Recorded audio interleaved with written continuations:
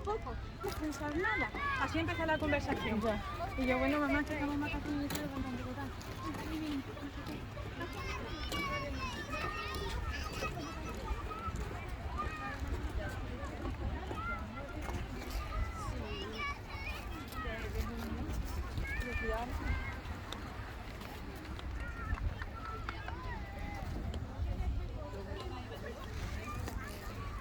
¿Qué?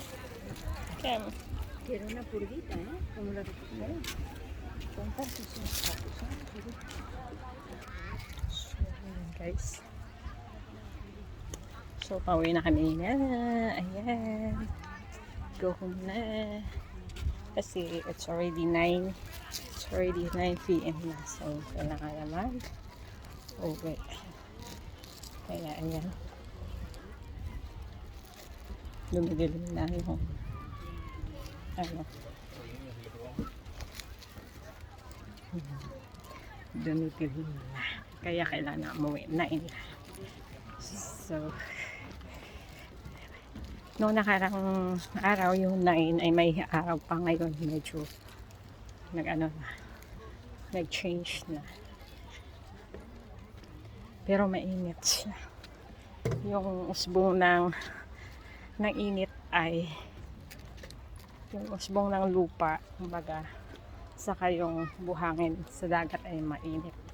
So, ayan. Ayan guys, dito.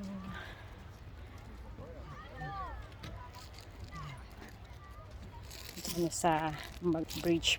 Ayan. Papunta doon. So, ayan. Doon sa may mga puno. May mga upuan. So, may nagpipiknik doon. Ayan.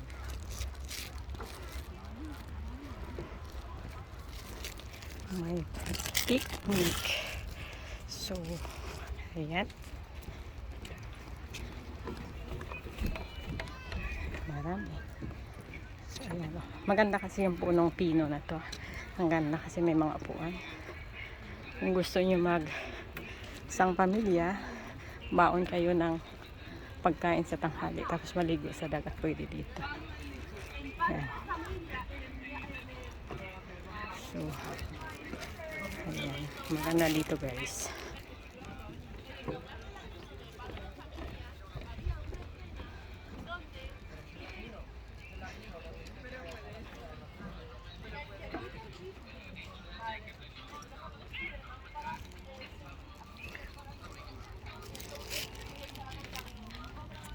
So, bye.